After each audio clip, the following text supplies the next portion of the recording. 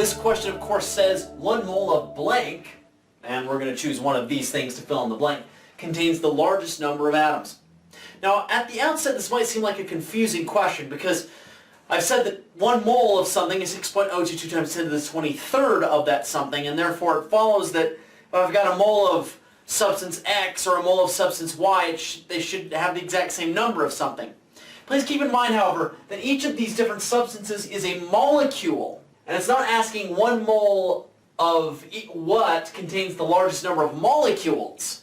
If it said molecules there, then the answer would be the same, because 1 mole of S8 contains 6.022 times 10 to the 23rd molecules. 1 mole of C10H8 contains 6.022 times 10 to the 23rd molecules of C10H8, and so forth and so on.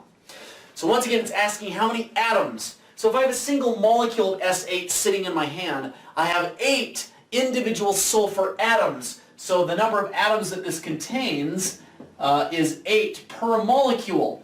Hence, if I have 6.022 times 10 to the 23rd molecules of that, then I have 8 times 6.022 times 10 to the 23rd atoms of sulfur in that collection.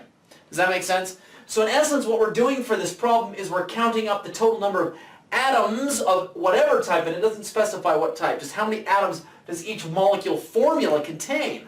This one has 18, of course.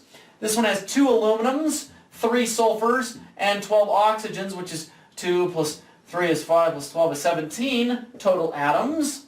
This one contains 3 sodiums, 1 phosphorus, and 4 oxygens, which I think comes to 8 total atoms, and this contains 2 chlorine atoms. So which of these individual molecules contains the largest number of atoms, and therefore the largest number of atoms that you would have if you had a whole mole of that substance?